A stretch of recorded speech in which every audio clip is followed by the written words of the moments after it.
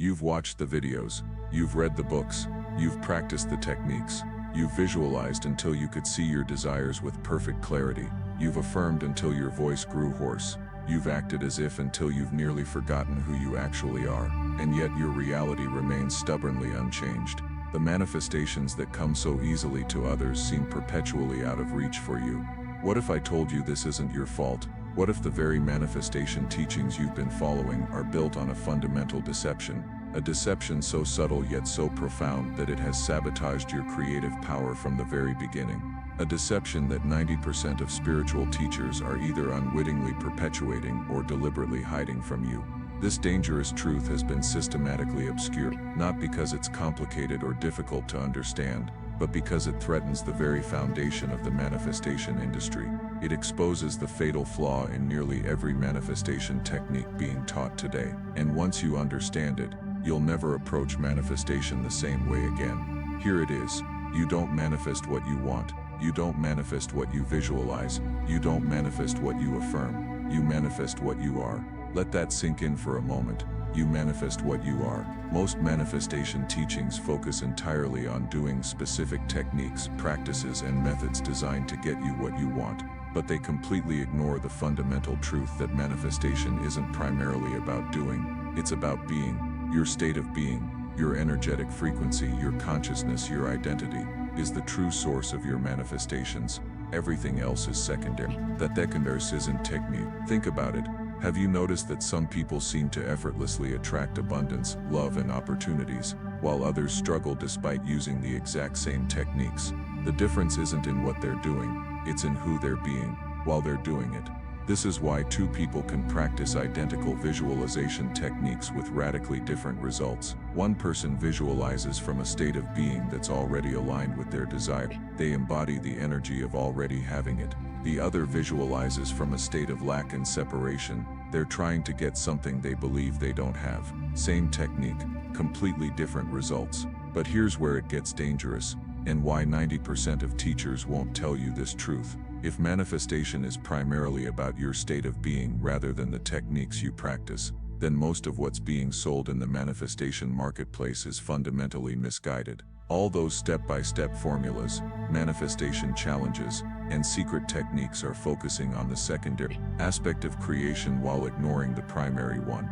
It's like trying to grow a healthy plant by focusing exclusively on the leaves while ignoring the roots. You might see temporary improvements, but without addressing the root system, lasting change is impossible. So why do so many teachers continue promoting technique-based approaches?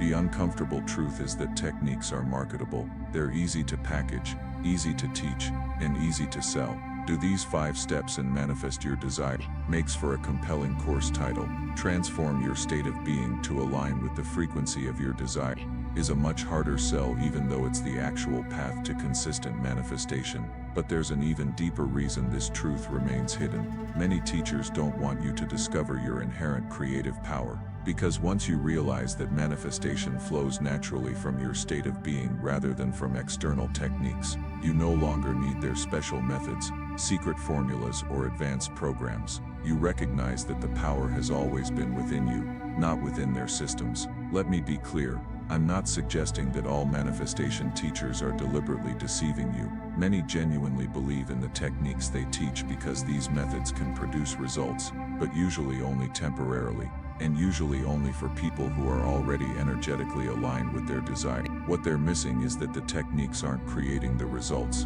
They're simply allowing a temporarily aligned state of being to express itself. This explains one of the most common manifestation experiences. You learn a new technique, apply it with excitement and fresh energy, and see immediate results. Then as the novelty wears off and you return to your habitual state of being, the results diminish or disappear entirely. So you seek out another technique, another teacher, another method, and the cycle continues. It's not the technique that created those initial results. It was the shift in your state of being that the new technique temporarily facilitated. The excitement, the hope, the belief that this time it will work. These temporarily shifted your energy into greater alignment with your desire.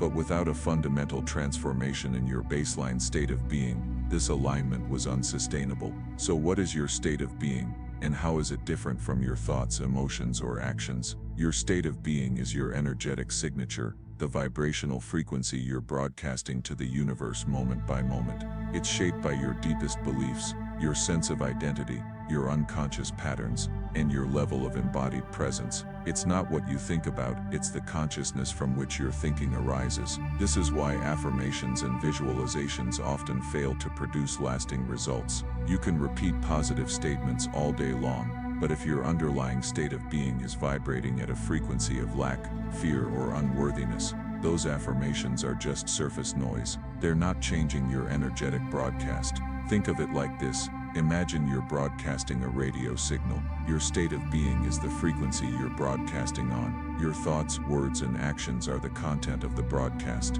Most manifestation teachings focus entirely on changing the content of your broadcast, saying different words, thinking different thoughts, while ignoring the frequency itself. But the universe doesn't respond to the content of your broadcast. It responds to the frequency. This is the dangerous truth that most teachers won't tell you. No technique, no matter how powerful, can override your energetic broadcast. Your manifestations will always be aligned with your frequency, not with your words or conscious intentions.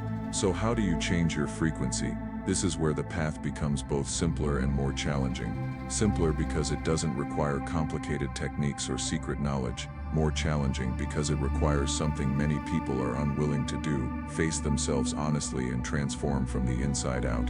The first step is radical honesty. You must be willing to see and acknowledge your current state of being without judgment or resistance. What frequency are you actually broadcasting? Not what do you wish you were broadcasting or what do you pretend to broadcast to others. This level of self-honesty can be uncomfortable because it often reveals the gap between who we present ourselves to be and who we actually are energetically. Ask yourself, if your current state of being were creating your reality, which it is, what would it be creating? Look at your life as it exists right now, not as you wish it to be, but as it actually is. This is the perfect reflection of your energetic broadcast. Your financial situation, your relationships, your health, your level of fulfillment, all of these are mirroring back to you your own frequency. This isn't about blame or shame, it's about clarity, because without clearly seeing where you are, you can't consciously choose where to go. Most people spend their entire lives trying to change their external circumstances while refusing to acknowledge the internal frequency that's creating those very circumstances. The second step is to recognize that your state of being isn't fixed, it's fluid, dynamic, and completely transformable. But and this is crucial, it doesn't transform through force, control, or manipulation. It transforms through awareness, acceptance, and alignment. This is perhaps the most dangerous truth of all, the one that the manifestation industry is built on ignoring. You cannot force yourself into a new state of being through willpower or discipline. Trying to force a state of being actually creates resistance to it. This is why so many spiritual seekers find themselves caught in an exhausting cycle of effort and collapse, constantly trying to maintain a high vibration through sheer force of will. True transformation doesn't come through force, it comes through surrender. Not surrender in the sense of giving up or resigning yourself to unwanted circumstances, but surrender in the sense of releasing the resistance that's keeping you locked in your current frequency. Think about water. In its natural state, it seeks its own level. It doesn't struggle or strain, it simply flows to where it's meant to be. Your consciousness works the same way. When you release the resistance created by fear, judgment, and attachment to specific outcomes, your consciousness naturally elevates to its highest available frequency. This is why presence is so powerful. When you're fully present, not caught in regrets about the past or anxieties about the future, you naturally align with a higher frequency. Not because you're forcing yourself there, but because presence dissolves the resistance that's been keeping your frequency lower. But here's where most people get stuck. They try to use presence as yet another technique to get what they want. If I can just be present enough, then I'll manifest my desire. But this approach is still rooted in the frequency of wanting, of not having, of separation from your true presence. Isn't a means to an end, it's a complete surrender to what is without any agenda for what should be. This is the paradox that 90% of manifestation teachers won't address. The state of being that manifests your desires most powerfully is the state of complete non-attachment to those very desires. Not because you don't care about them, but because you're so deeply aligned with the essence of what you're seeking that the external form becomes secondary. Let me give you a concrete example. Say you want to manifest financial abundance. Most teachings would have you visualize specific amounts of money, affirm that you're wealthy, and act as if you already have the money you desire. But if your state of being is broadcasting scarcity and lack, these techniques will produce limited results at best. Instead, ask yourself, what is the essence of what I'm seeking through financial abundance? Perhaps it's freedom, security, the ability to share generously with others, or the joy of living without financial stress. Then instead of focusing on the external form money, focus on embodying the essence of what you're seeking.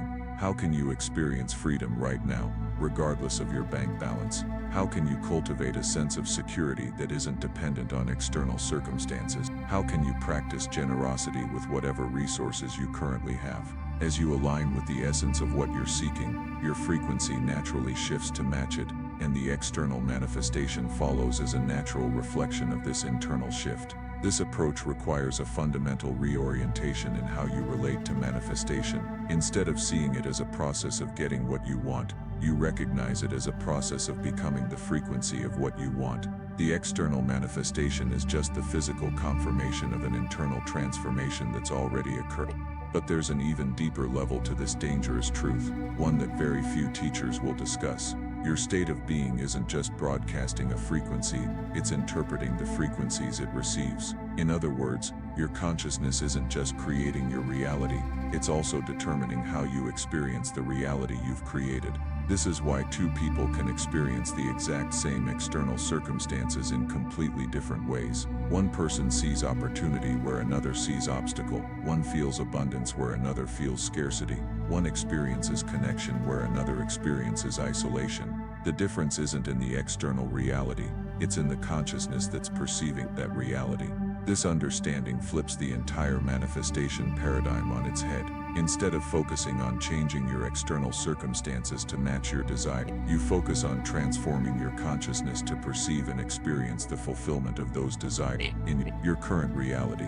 This doesn't mean denying or ignoring genuine challenges or limitations. It means recognizing that your experience of those challenges, whether they feel like insurmountable obstacles or opportunities for growth, is determined by your state of being. And as your state of being transforms, so does your experience of reality, often before any external circumstances have visibly changed. So how do you practically apply this dangerous truth? How do you shift your state of being in a way that naturally aligns you with the frequency of your desire? First, stop treating manifestation as something you do and start recognizing it as something you are. Every moment, whether you're conscious of it or not, you're manifesting through your state of being. The question isn't whether you're manifesting, it's what you're manifesting. Second, shift your focus from getting to becoming. Instead of asking, how can I get what I want? Ask, who do I need to become to naturally attract what I'm seeking? This subtle shift changes everything. It moves you from the frequency of lack trying to get something you don't have to the frequency of transformation, becoming the consciousness that naturally experiences what you desire. Third, practice presence without agenda. Most spiritual practices are approached with a hidden agenda. I'm meditating so I can manifest better, or I'm practicing gratitude to attract more abundance. This agenda actually keeps you locked in the frequency of wanting rather than having. True presence has no agenda beyond itself. It's complete acceptance of what is, without any need for it to be different. Fourth, release your attachment to specific outcomes. This doesn't mean you don't have preferences or desire. It means you're not energetically dependent on those desires being fulfilled in a particular way or time frame. This detachment actually accelerates manifestation because it releases the resistance created by attachment and control. Fifth, recognize that manifestation isn't about adding something to yourself, it's about removing the blocks to what's already there. Your natural state, when not obscured by fear, limiting beliefs and resistance, is one of abundance, love and joy. You don't need to create these qualities, you need to uncover them by releasing what's blocking their expression. Take a moment right now to feel into this truth. Close your eyes if you can, and ask yourself, what would it feel like to completely trust that everything I truly need is already within me? What would it feel like to release the struggle, the forcing, the constant effort to make things happen? What would it feel like to simply allow my natural state of abundance and fulfillment to express itself through me? Feel the spaciousness that opens up when you release the belief that you need to manipulate reality to get what you want. Feel the relief that comes when you recognize that the power isn't in some external technique or formula, but in your own consciousness. Feel the freedom of knowing that you don't need to add anything to yourself to be complete. You only need to remove what's blocking your awareness of your inherent completeness. This is the state of being from which effortless manifestation naturally flows, not because you're doing it right, but because you're being it right. Your external reality simply can't help but reflect back to you the frequency you're embodying. But I want to acknowledge something important. This path isn't always easy. Transforming your state of being often means facing aspects of yourself that you've been avoiding or denying. It means being willing to feel emotions you've been suppressing, to examine beliefs you've been taking for granted, and to question identities you've been clinging to. This is another reason why 90% of manifestation teachers focus on techniques rather than transformation. Techniques promise results without the discomfort of deep inner work.